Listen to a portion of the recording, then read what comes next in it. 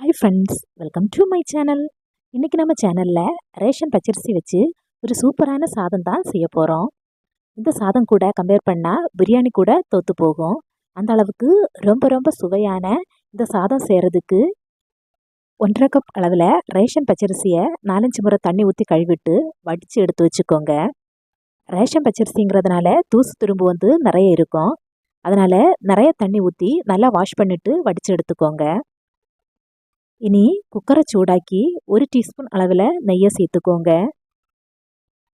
கூடவே 1 table spoon அளவில் எண்ணெய் சேர்த்துக்கோங்க. நெய்க்கு பதிலாக மொத்தமாக எண்ணெய் சேர்த்து செய்யலாம்.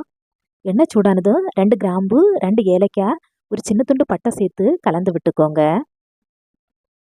கலந்து விட்டுட்டு மீடியம் சைஸில் ஒரு பெரிய வெங்காயத்தை நீளவாக்கில் கட் பண்ணி சேர்த்து வதக்கிக்கோங்க.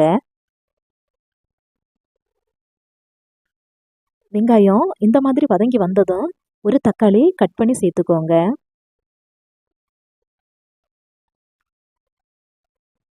வெங்காயம் தக்காளி நல்லா வெந்து வதங்கி வந்ததும் 2 பச்சை மிளகாயை கட் பண்ணி சேர்த்துக்கோங்க.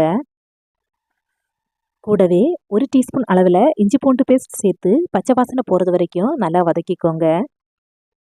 காரத்துக்கு வேறு மிளகாய்த்தூள் எதுவும் நாம் சேர்க்க போகிறதில்ல. அதனால் உங்கள் காரத்துக்கு ஏற்ப பச்சை மிளகாயை சேர்த்து கொடுங்க. இனி இதில் 1/2 டீஸ்பூன் அளவில் மஞ்சள் பொடி சேர்த்துக்கோங்க. கூடவே 1/2 டீஸ்பூன் கரம் மசாலா சேர்த்து கலந்து விட்டுக்கோங்க.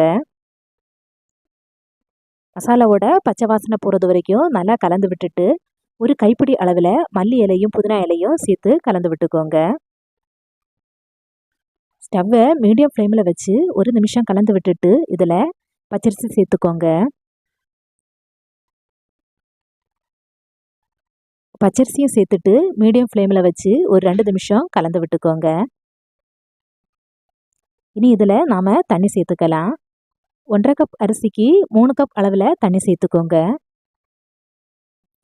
கூடவே தேவையான அளவு உப்பும் சேர்த்து இதை ஒரு தடவை மிக்ஸ் பண்ணிக்கோங்க.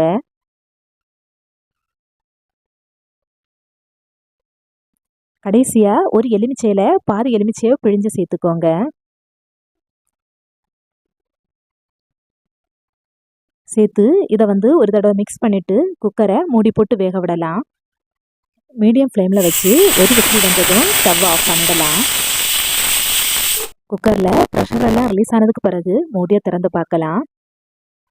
நம்மளோட சாதம் அடி பிடிக்காமல் குழஞ்சி போகாமல் சூப்பராக ரெடி ஆகிடுச்சு. இந்த சாதம் கண்டிப்பாக எல்லோரும் விரும்பி சாப்பிடுவாங்க. ரேஷன் பச்சரிசி ஆனதுனால டேஸ்ட் எப்படி இருக்குன்னு பயப்பட வேணாம். பிரியாணி டேஸ்ட்டில் சூப்பராக இருக்கும். பிள்ளைங்களுக்கு ஒரு தடவை இதை செஞ்சு கொடுத்து பாருங்கள். அப்புறம் அடிக்கடி பிரியாணிக்கு பதிலாக இதை தான் வச்சு கொடுக்க கேட்டுகிட்டே இருப்பாங்க. ரேஷன் பச்சரிசி அப்படிங்கிறதால செலவும் மிச்சம், செய்கிறதும் ஈஸி. எங்கள் வீட்டில் அடிக்கடி இந்த சாதம் செய்வோம். நீங்களும் செஞ்சு பார்த்துட்டு எப்படி இருந்துச்சுன்னு கமெண்டில் சொல்லுங்கள்.